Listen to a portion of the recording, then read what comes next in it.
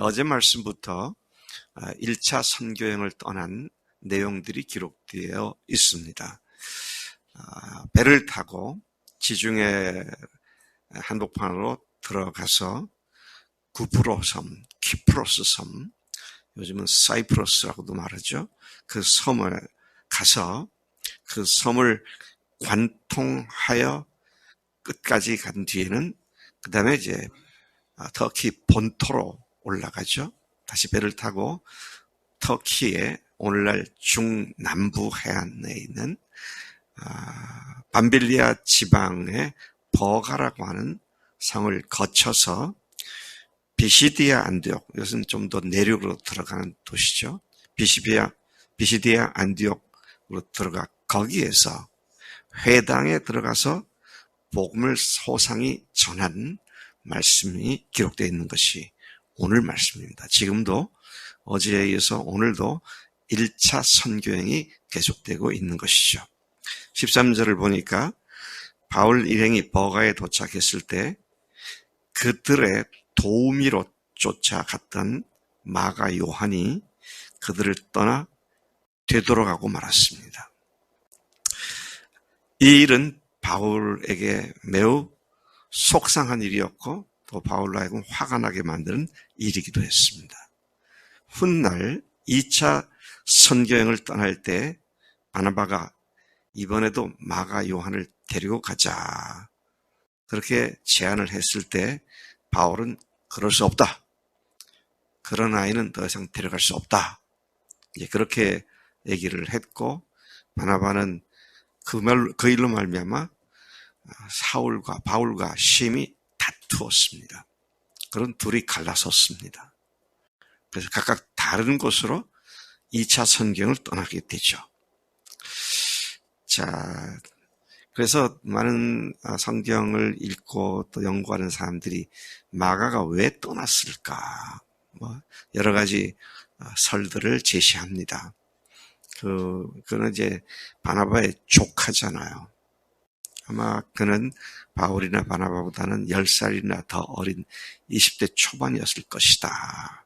그렇게 추측이 되어지는데 그가 아마도 이방인들에게 가서 복음을 전하고 이방인들이 예수를 믿고 하는 이런 현상에 대해서 마음이 여전히 다 열리지 않고 불편했었던 것으로 추측이 되어집니다. 어린 사람, 젊은 사람들은 원리 원칙을 굉장히 강조하잖아요. 그런데 마가가 그런 상태에서 이방인에게 복음을 전한다는 것이 마음속에 잘 수용이 안 됐기 때문에 나는 돌아가겠다. 그렇게 말을 했을 것 같다. 저도 그렇게 생각을 합니다. 자, 그가 떠난 후에 바울과 바나바 두 사람이 버가를 지나 안식일에 그 다음 도시였던 비시디아 안디옥에 있는 회당에 들어갔습니다. 회당에 들어갔을 때에 회당 예배의 순서대로 성경 봉독 시간이 있었습니다. 성경 봉독은 요즘도 이스라엘 사람들은 꼭 그대로 하는데요. 토라, 두루마리에 쓰여진 토라를 펼치고 한 사람이 한 10분 정도, 그래서 6사람이 읽으니까 1시간 정도 걸리는 그런 성경 봉독 시간입니다. 설명 없이 쭉 읽죠.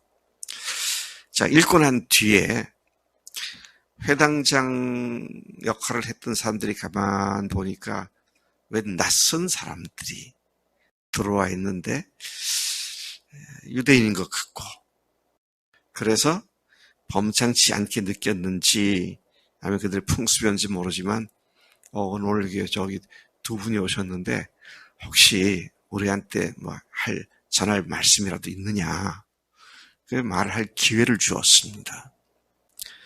자, 그러자 이제 바울이 그들 앞에 서서 16절부터 31절까지 16절부터 31절까지니까 15구절이죠. 15구절에 해당하는 설교를 하기 시작합니다. 근데 그 내용을 가만 보면 16절부터 22절까지는 조상들의 얘기부터 출애굽 사건과 사사시대를 거쳐서 사무엘까지, 그리고 사무엘 시대 때 하나님께서 백성들의 요구에 의해서 사울 왕을 세웠던 이야기. 그리고 사울 왕이 하나님 앞에 잘못하자 하나님께서 그의 왕위를 폐하시고 다윗을 세우신 이야기까지가 6구절에 걸쳐서 소개되고 있습니다. 그리고 나머지 9구절은 22절, 23절부터 31절까지는 31절까지는 예수님에 대한 얘기가 소개되고 있습니다. 저는 처음에 이 말씀을 읽을 때에 이거 구약 전체를 관통하는 설교를 하고 있구나. 그러면 그때로 말하면 아브라함 때로 말하면 400~500년이 지난 이야기를 하다가 끝에 가서 다윗 얘기가 나오면서 바로 예수님께로 건너뜁니다. 그래가지고 예수님 때로부터 그분이 부활 승천해서 자신들이 증인되기까지를 9구절에 걸쳐서 말하고 있습니다. 제가 이 구절 내용의 길이를 이렇게 대조해 보면서 아브라함부터 관통을 한 성경 구약 전체를 불과 6구절로 요약 압축했고 예수님에 대한 얘기를 9구절에 걸쳐서 거기에다 초점을 맞춰서 복음을 전했구나. 그래서 우리가 복음을 전할 때요, 하나님에 대한 소개도 해야 되고 여러 가지 해야 되지만 그거 얘기하다가 예수님의 십자가 부활을 얘기 못하면 그게 아주 전형적인 사탄의 전략이거든요. 앞에 얘기에 대해서는 우리가 어느 정도 해야 되겠지만 그러나 메인 주된 증거는 예수님이 부활하신 하나님이시다. 자, 여기에 우리가 초점을 잃지 말아야겠다. 그런 생각을 다시 한번 하게 됩니다. 이렇게 말씀을 전할 수 있는 기회를 얻은 바울은 이제 그의 말을 시작합니다. 그의 설교를 시작하죠. 16절에 거기 있는 사람들을 이스라엘 사람들과 하나님을 경외하는 사람들아. 그들이 누군지를 잘 알고 너희들의 정체성이 그런 사람들 아니냐. 그렇게 지칭하고는 17절 그들의 조상 때에 하나님이 택하셔서, 조상 때라고 하는 것은 아브라함, 이삭, 야곱으로 이어지는, 그리고 요셉까지를 이해하는 것인데요. 하나님 택하셔서 애굽 땅에서 나그네 된 그 백성을 존귀하게 여기셔서 큰 능력으로 인도해 내셨고, 출애굽 사건을 얘기하는 것이죠. 그리고 광야 40년 동안 하나님을 거부하고 거역했던 그들을 참아주셨고, 그럼에도 불구하고 참으신 뒤에는 19절 가나안 땅에 7 족속을 멸하고 그 땅을 기업으로 주시기까지 우리 조상 때로부터 약 450년의 세월이 지나갔었다. 이 말로 조상 때 450년의 이야기를 압축을 해놓았습니다.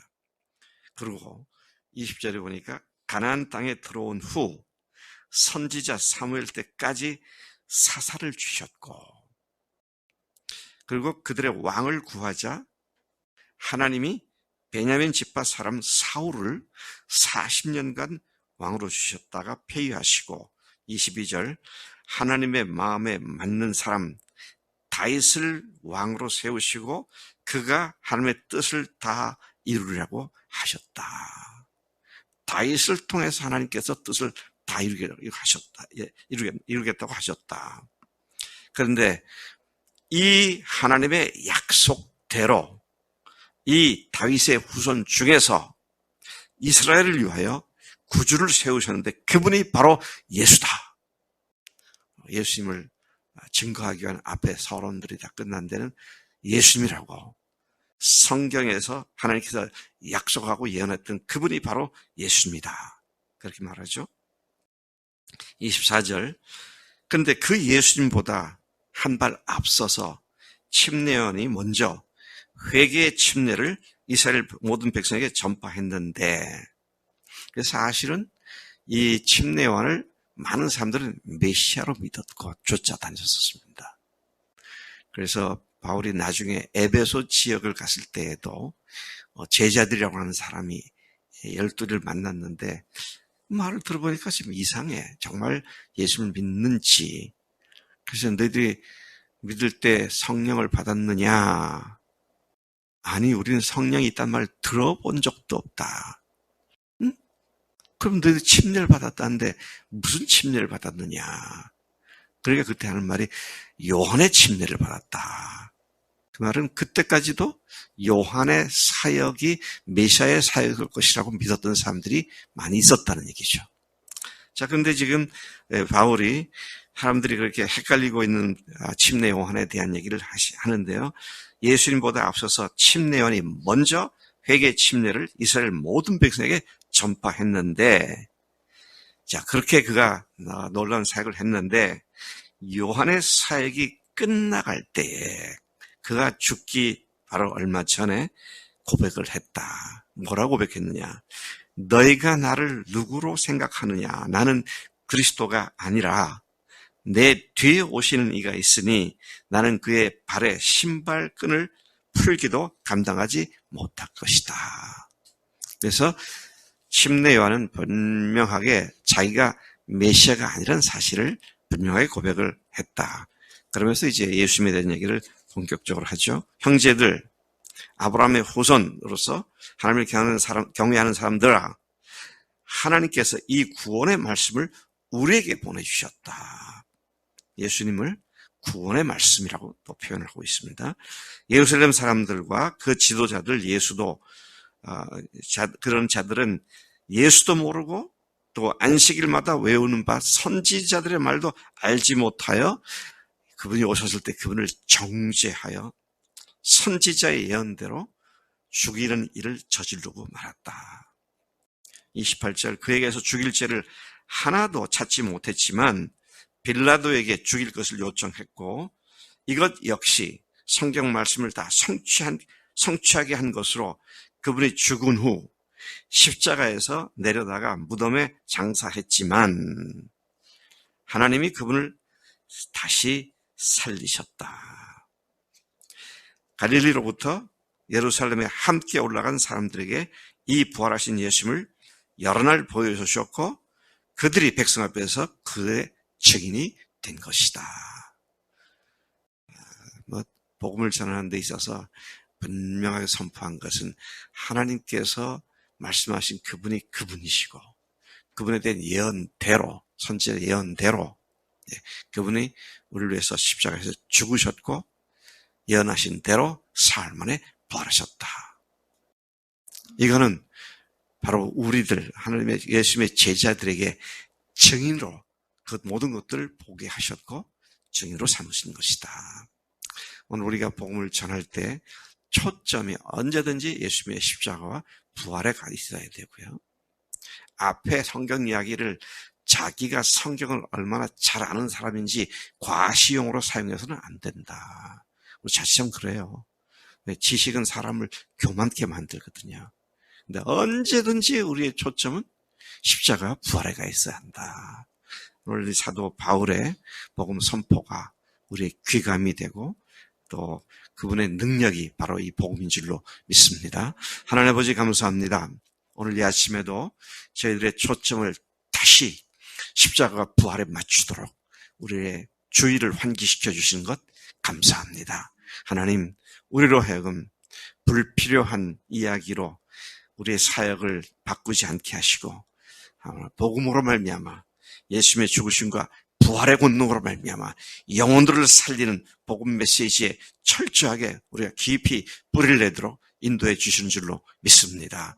오늘도 이 주님의 죽으심과 부활만 묵상하며 승리하는 삶을 살기를 원하오니 성령님 우리 가운데 역사하실 줄로 믿습니다. 감사하고 예수님의 이름으로 기도를 쌉니다. 아멘. 아멘.